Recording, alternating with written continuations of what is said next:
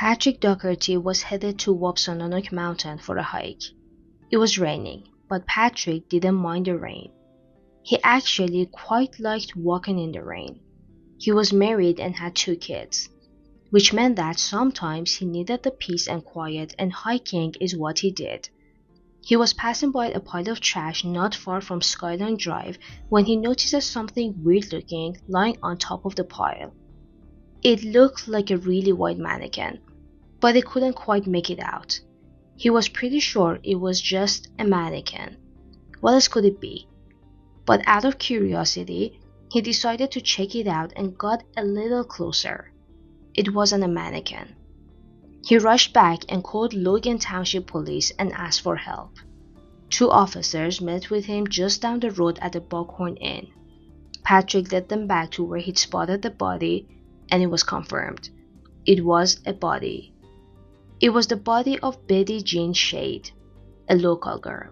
She'd gone missing 4 days earlier, and her boyfriend and family were searching everywhere for her.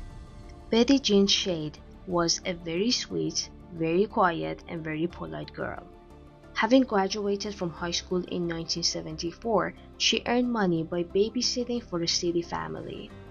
In her free time, she loved to read romance novels, sew, and embroider items which she would then give to the people she loved as gifts. She was really meticulous and neat. I mean, she was the kind of girl who you saw on the street or at a bar and would go like, wow, how much time does she spend on her hair? It looks gorgeous, not a hair out of place. She was actually very proud of her well-groomed hair. Late on May 29, 1979, at around 10 p.m., the 22-year-old finished her babysitting duties and headed home for the night, carrying her knitting and some of her clothes. She usually walked home because it was only 1 mile from the house of the family she babysat for. Her body was badly mutilated, and her murder would shape into something former investigators would never forget. Her long blonde hair was cut off and found hanging from a nearby tree. Her jaw was fractured. Her eyes were blackened, and there were numerous stab wounds on her body. She'd been sexually assaulted, and both her breasts were removed. There was an incision from her vagina to the rectum. The official cause of death was a blow to the head, and autopsy indicated that she'd been killed shortly after her disappearance. Oddly, considering that her body was found on a pile of trash, it was well preserved and not at all the kind of decaying body you'd think they'd found. The autopsy also suggested that all the mutilation was post-mortem. This murder shocked the community to the core. It wasn't the type of place you would see these things around or even hear about these sort of things on the news. I mean, people knew Betty. She was popular, people knew her family. This whole thing seemed just out of this world. So after the investigators get to work, they close in on their suspects. The prime suspects were none other than Betty's living boyfriend and alleged fiancé, Charles Salt Jr., aka Butch, as would be expected, and this other guy you already know, Patrick, who had actually found Betty's body. Well, the story goes like this. The police, based on their investigations, already knew that Betty was planning on leaving Charles, and they'd also grown suspicious of him because he was looking for his girlfriend right after she went missing and was actually seen at the dump site. So the police were like, why would you look for your girlfriend at a place like this even before you know she's dead? And it makes sense, right? But something else that had played a part in their growing suspicion was that Charles and his brother Michael were both trash haulers and would be familiar with the type of place her body was dumped. All valid, right? But as for the other suspect, well, firstly, on the day he found the body, Patrick was seen urinating at the scene by an older man who was walking his dog, which you can't deny is odd. Second, he wasn't wearing proper clothes for a long hike, and even though it was raining that day, Patrick was completely dry. Another thing that caught the investigators' eye was that even though Patrick was married with 2 children and was 30 years old, he had tried many times, though not successfully, to pick up Betty. And when the police tried to talk to him, he was really nervous. Enter John Douglas. Well, I'm sure anyone who listens to crime podcasts knows who John Douglas is, but on the off chance that you don't, he is one of the first criminal profilers ever who worked for the FBI. He has written many books on criminal profiling and is still helping with high-profile cases. Well, Mr. Douglas, after being sent all the files on the murder, comes up with a profile that would help the police narrow down their suspect list. The profile indicated that the murderer would be a white male between 17 and 25. He would be thin and a loser. He would be an introvert and into pornography. He would be from a broken, dysfunctional family with an absent father and a domineering, overly protective mother who had brought up her boys thinking that no woman is good except for her, and would control every aspect of her children's lives. Douglas said that the murderer would return to visit the crime scene and the victim's grave. He would have a slow social development and wouldn't do well with women. If he was employed, it would be a menial job, a blue-collar job, and his job would involve something with dirt. He would live somewhere between Betty's home and the place she worked. This profile, as you can imagine, narrowed down the possibilities for the police. Based on the crime scene, Douglas believed that whoever the killer was, he knew Betty really well, hence the severe facial trauma and the depersonalization. The fact that he'd cut off her hair signified that not only he knew how Betty felt about her hair, but he'd done it to insult and degrade her. The murderer had rendered Betty unconscious very early on in the struggle, which suggests that he feared women, and everything about the place and timing of the abduction hinted at him being nocturnal.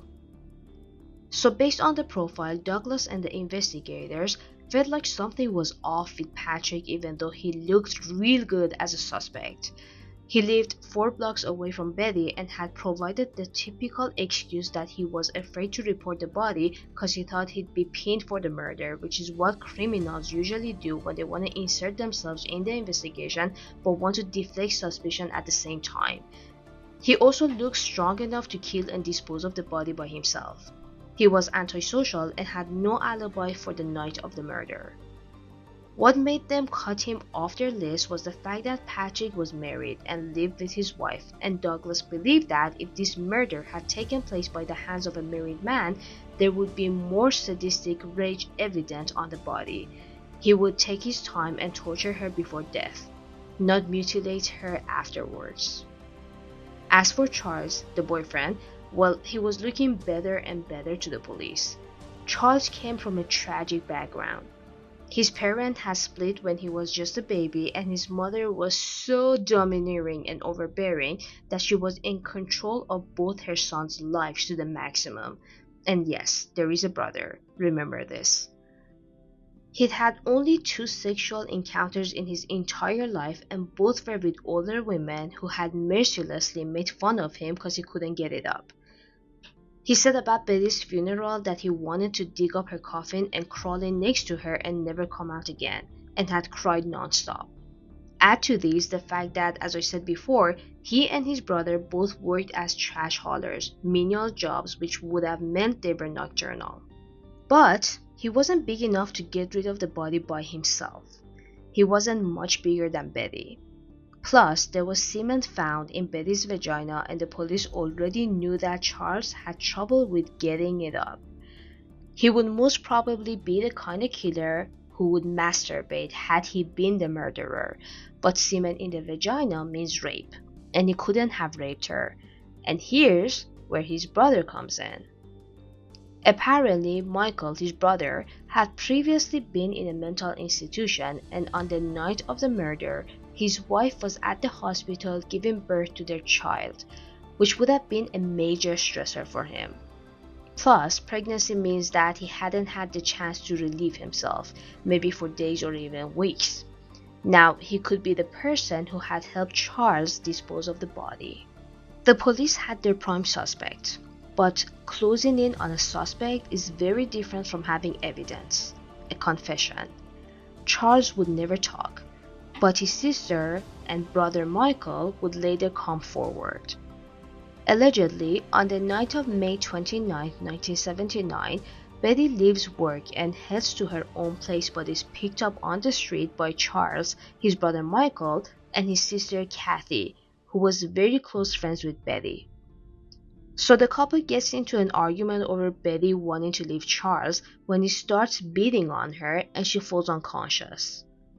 Apparently, his brother and sister had witnessed the beating, and as Kathy later admitted, she felt sick by the whole thing and even tried to wrestle the knife away from him. They transport her to an isolated place, and that is where Michael decides to rape her while her boyfriend is looking on.